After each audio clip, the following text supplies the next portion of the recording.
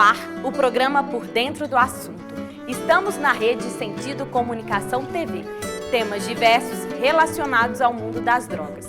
Você pode encaminhar os assuntos que você gostaria que fossem abordados aqui. O Por Dentro do Assunto te convida hoje para acompanhar nosso bate-papo sobre as drogas e a família. Inscreva-se no nosso canal, toda a programação estará disponível. Não perca!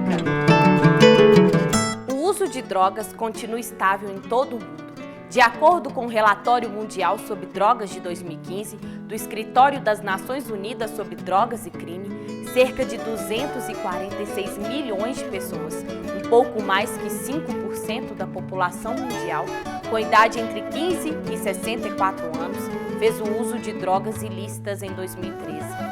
Aproximadamente 27 milhões de pessoas fazem uso problemático de drogas, das quais quase metade usam drogas injetáveis. O que fazer quando o problema está dentro da nossa casa? Qual o papel da família?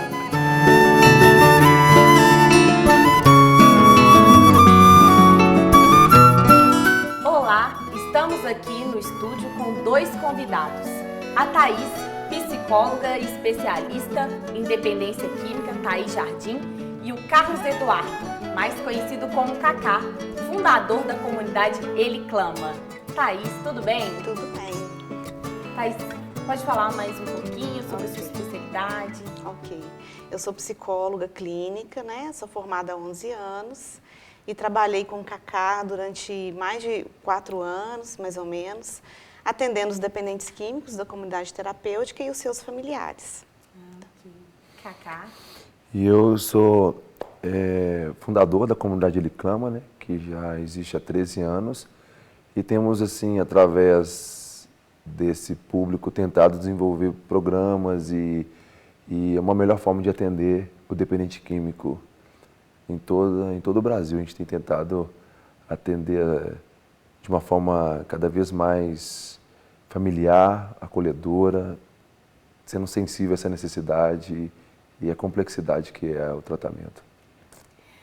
Gente, hoje no nosso programa, nós queremos falar um pouco sobre a família, o papel da família no tratamento dos dependentes químicos. Como que ela aborda, como que é a reação quando descobre que um filho, um pai de família tem o primeiro contato, está envolvido no mundo das drogas, onde ela pode procurar tratamento, onde ela pode correr atrás, né, do prejuízo, o que fazer, o que o Estado, o que as comunidades terapêuticas dão de possibilidade para as famílias. Hoje a gente quer falar um pouquinho sobre isso. Thaís, tem como falar de onde começou? Essa pessoa tem algum lugar que foi dali que começou o problema? Entendi. Então, primeira coisa que a gente precisa esclarecer é que a dependência química é uma doença crônica que não tem cura e extremamente complexa. Né? A dependência química ela não tem um fator que é determinante para que aquela pessoa adoeça. Na verdade, a dependência química ela acontece por múltiplos fatores. Ela é biológica, ela é psicológica, ela é um problema social, é um problema espiritual, então ela tem várias facetas. Né? Então é complicado, quem dera se a gente tivesse uma resposta, né? Essa pessoa adoeceu por causa de uma questão biológica, ou porque é por causa da família, ou é por onde ela mora. Não é. Na verdade, é esse conjunto, né? Então, por isso que ela é extremamente complexa.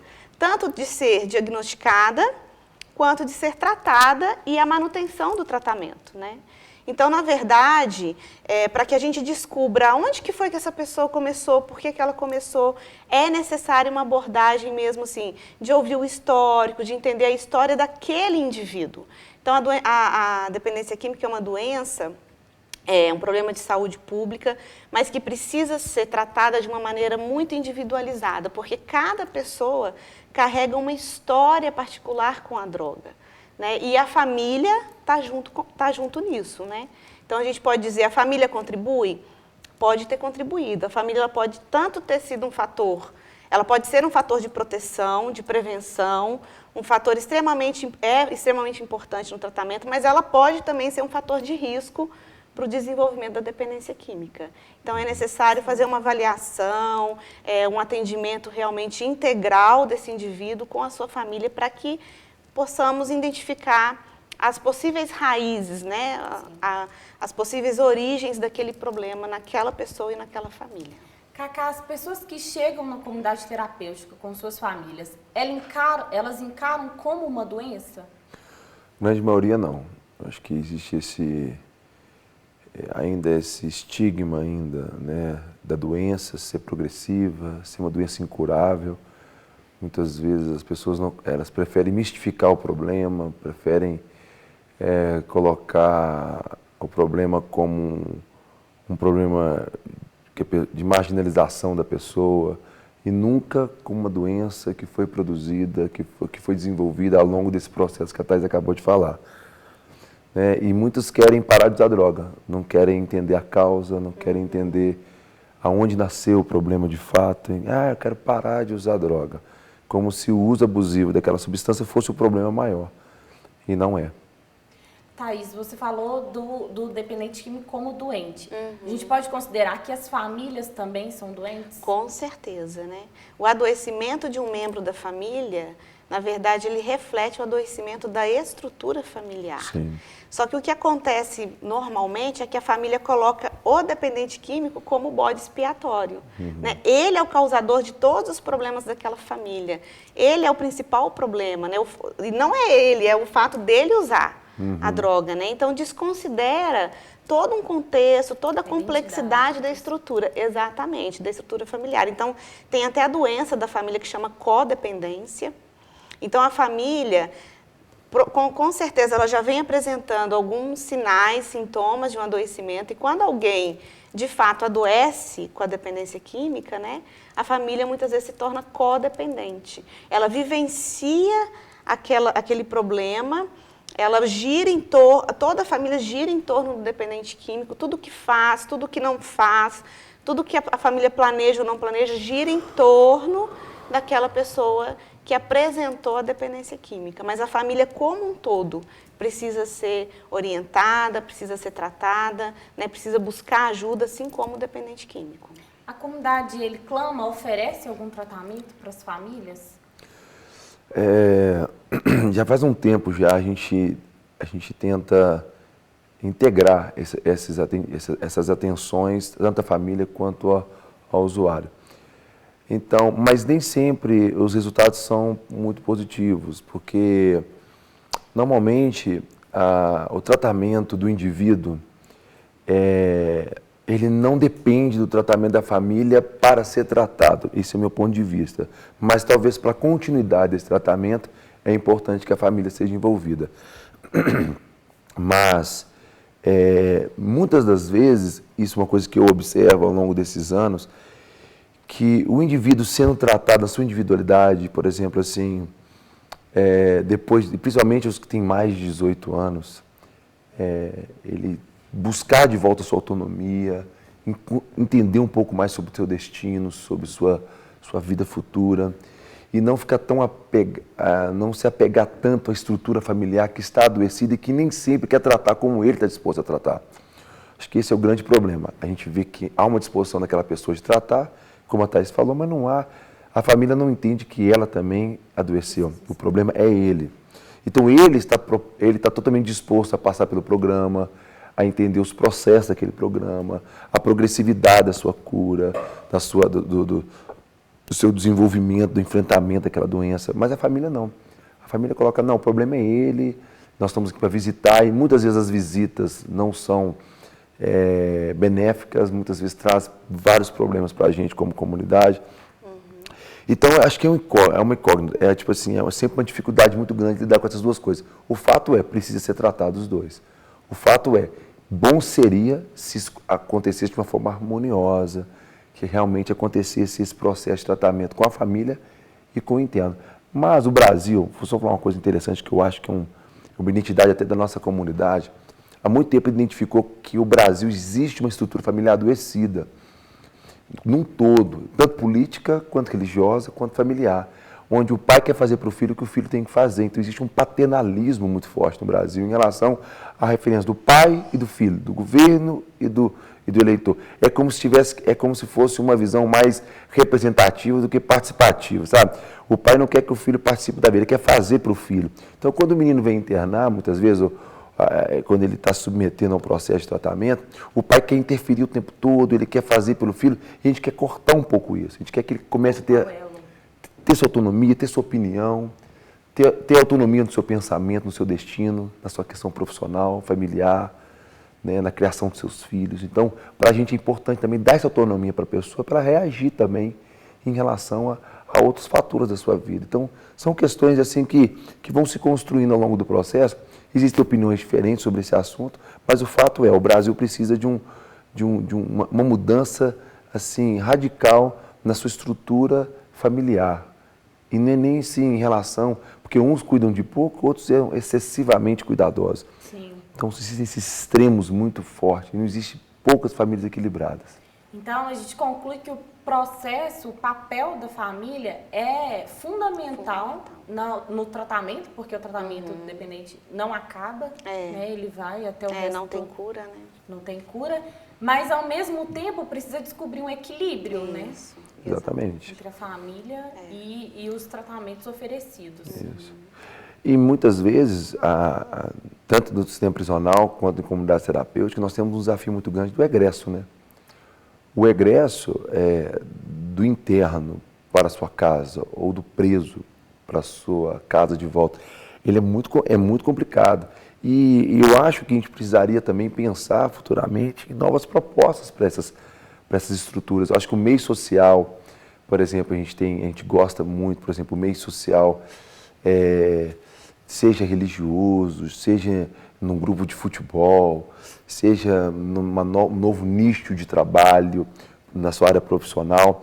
Então, o que acontece? Tudo isso, acho que não pode ser focado só na família, o peso da reintegração dessa pessoa. Acho que tem que ser reconstruído de novo todo o meio social, profissional, familiar e até mesmo religioso na vida daquela pessoa, que vai criar um universo favorável à continuação dessa cura. É a família? A família também. Acho que ela é parte desse cenário, mas ela não é o cenário todo, entendeu? Exatamente.